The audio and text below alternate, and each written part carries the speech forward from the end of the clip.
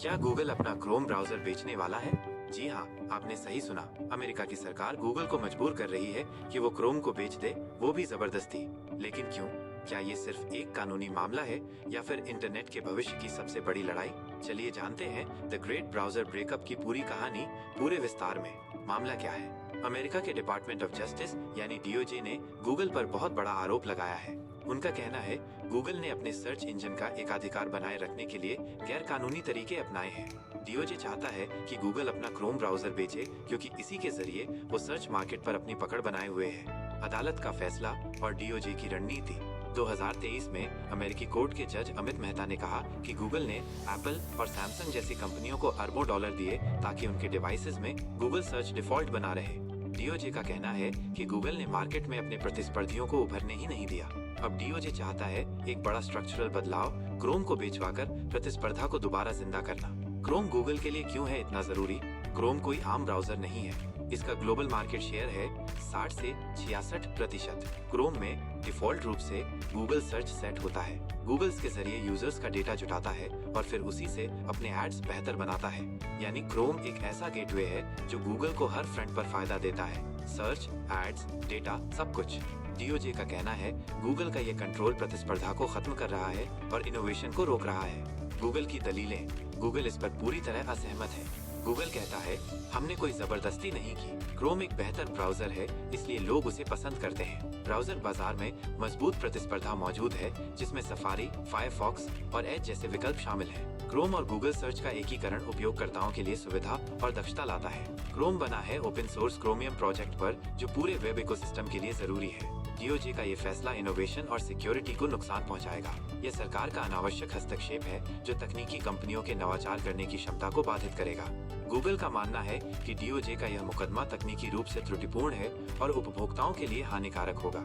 अगर क्रोम बिक गया तो क्या होगा? अगर गूगल को क्रोम बेचने के लिए मजबूर किया जाता है तो क्या होगा? क्रोम के नए मालिक को मिलेगा गूगल सर्च हटाने का मौका। चॉइस स्क्रीन आ सकती है, यानी यूजर खुद चुने कि कौन सा सर्च इंजन चाहिए। बिंग, डक जैसे ब्रांड्स को मिलेगा बराबरी का मौका। गूगल का डेटा कलेक्शन घटेगा और शायद उसका एड रेवेन्यू भी कम हो जाएगा। यूजर्स को शुरू में थोड़ी दिक्कत हो सकती है, लेकिन लॉन्ग टर्म में ज्यादा विकल्प, ज्यादा इनोवेशन। क्रोम को कौन खरीदना चाहेगा? अब सवाल उठता है क्रोम को खरीदेगा कौन? ओपन एआई, ताकि एआई को सीधे ब्राउजर में इंटीग्रेट किया जा सके। याहू, जो अपने सर्च इंजन को फिर से जिंदा करना चाहता है। इनके अलावा भी कई बड़ी कंपनियां क्रोम पर नजरें गड़ाए बैठी हैं।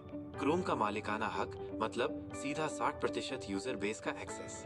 लेकिन रुकिए, क्रोमियम का क्या? क्रोम तो गूगल बेच सकता है, लेकिन क्रोमियम अभी भी गूगल के पास रहेगा। क्रोमियम वही ओपन सोर्स प्रोजेक्ट है जिससे क्रोम, एज, ब्रेव जैसे ब्राउजर बनते हैं। अगर गूगल क्रोमियम का कंट्रोल अपने पास रखता है तो वो चाहे तो क्रोम 2.0 जैसा कुछ फिर से बना सकता है। इसलिए कुछ एक्सपर्ट्स कहते हैं डीओजे को सिर्फ क्रोम नहीं, क्रोमियम पर भी नियंत्रण लगाना पड़ेगा। क्या इतिहास खुद को दोहराएगा? 1990 में माइक्रोसॉफ्ट पर भी ऐसा ही केस चला था।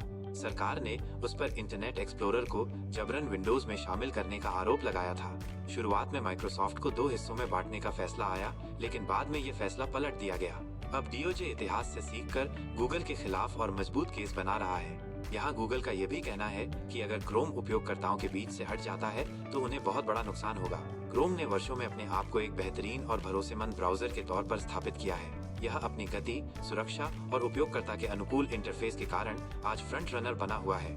निष्कर्ष तो दोस्तों, बात अब सिर्फ गूगल या क्रोम की नहीं है, बात है डिजिटल फ्रीडम की। क्या हमें चुनने का अधिकार होना चाहिए कि हम किस सर्च इंजन या ब्राउजर का इस्तेमाल करें, या बड़ी कंपनियां हमें धीरे धीरे एक ही रास्ते पर चलने को मजबूर कर रही हैं? आपकी राय क्या है? क्रोम को बेचा जाना चाहिए या नहीं? कमेंट करके हमें जरूर बताइए। वीडियो पसंद आया हो तो लाइक करें, सब्सक्राइब करें और बेल आइकन दबाएं, ताकि अगली बार हम जब डिजिटल दुनिया की सच्चाई लेकर आएं तो आप सबसे पहले देखें। मिलते हैं अगले वीडियो में।